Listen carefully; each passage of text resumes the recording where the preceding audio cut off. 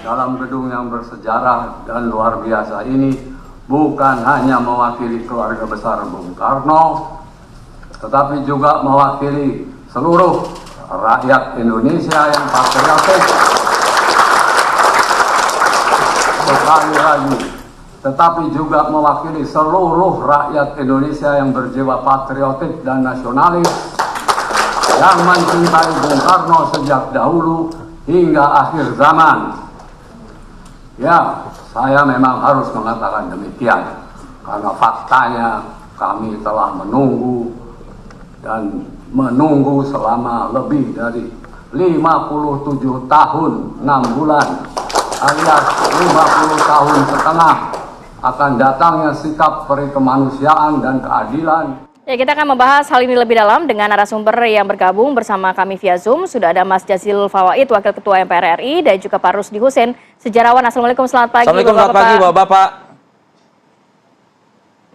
Waalaikumsalam, selamat pagi Mas Arif, Mbak Rati, ya, Pak Rusdi. Pagi, saya mau ke Mas Jazilul dulu. Kalau berbicara mengenai akhirnya MPR ini mencabut 3 ketetapan dalam TAP MPR, apa yang menjadi landasan dan juga alasannya, Mas Jazilul?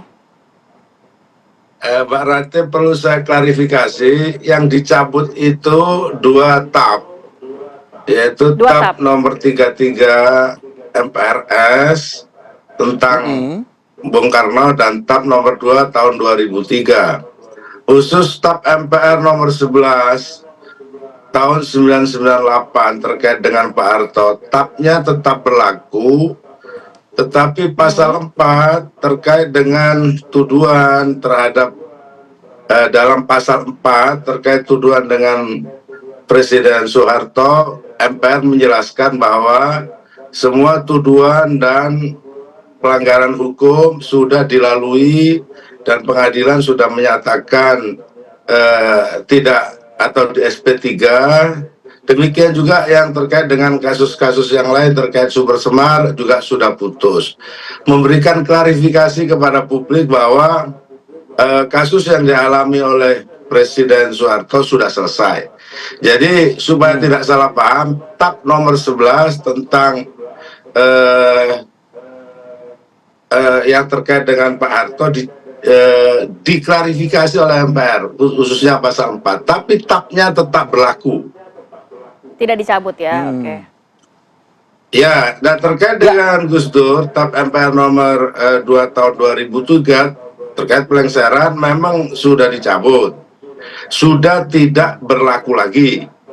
Nah, oleh sebab itu, apa yang dilakukan oleh MPR ini ingin melakukan rekonsiliasi nasional dan memberikan penjelasan kepada para tokoh, khususnya tokoh politik ketika itu, Presiden, bahwa beliau adalah orang-orang yang sudah membendharma baktikan kepada bangsa ini, dan MPR ingin mengklarifikasi dan memberikan penjelasan kepada publik bahwa ketiga-tiganya harusnya diberikan penghargaan yang layak.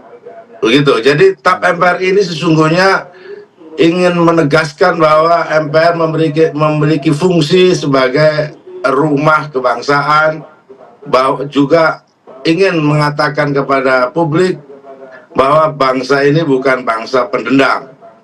Jadi apapun jasa seseorang, termasuk Pak Harto, Bung Karno, Gus Dur, itu harus diberikan penghargaan.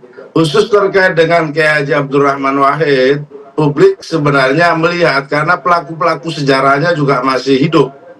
Setidaknya juga memberikan pengertian juga kepada publik. Dan apalagi ketika itu tuduhannya memang Gus Dur dianggap inkonstitusional, tidak hadir dalam sidang istimewa, yang sebelumnya didahului oleh tuduhan-tuduhan korupsi yang sama sekali menurut kami, menurut keluarga Gus Dur, menurut publik tidak ada bukti di pengadilan.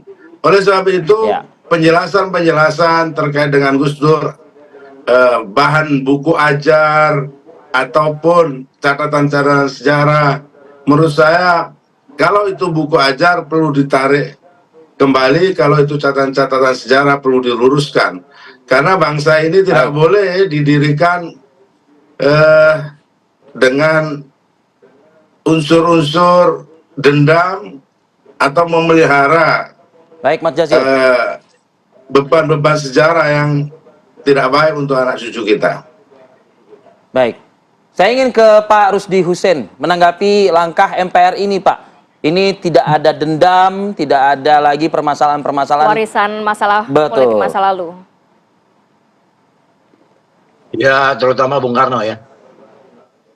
Saya rasa kalau kita bicara mengenai semua ini, khususnya mengenai TAP MPR nomor 33 itu, kita seperti kembali ke sidang ya sejak awal, sidang Mahmilub terus sampai dengan sidang MPRS, pakai S tuh, MPRS tahun 67, di mana diterbitkan pada sidang luar biasa ya, sidang istimewa, itu Bung Karno dicabut kekuasaannya karena dianggap terlibat 313. Nah ini alhamdulillah sekarang setelah dicabut, kalau toh permasalahan ini masih ada persoalan-persoalan lain, tapi kalau tadi dikait-kaitkan dengan memberikan penghargaan ya, pahlawan nasional, Bung Karno udah nggak ada masalah.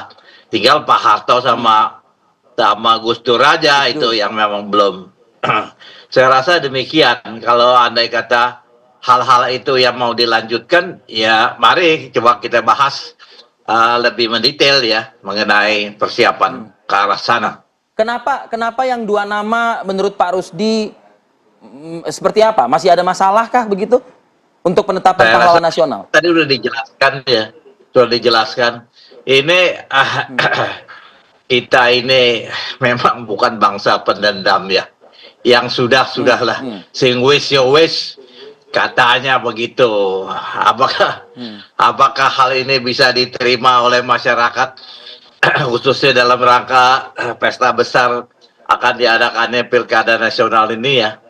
Kan pilpres kan sudah terjadi. Nah, sekarang permasalahannya masyarakat Indonesia legowo gitulah, mempunyai jiwa yang besar. Baik, nanti saya mau ke Mas Jazilul. Ini apakah memang bisa diterima oleh semua masyarakat? Karena banyak kritikan yang muncul, khususnya dari ahli tata negara yang mengatakan bahwa prosedurnya ini hanya bersifat elit, tidak partisipatif, dalam arti mengundang mungkin berbicara langsung korban Orde Baru di tahun-tahun lalu begitu ya. Nah, mungkin boleh diceritakan ya, tapi kita akan sambung lagi di segmen berikutnya, tetap bersama kami.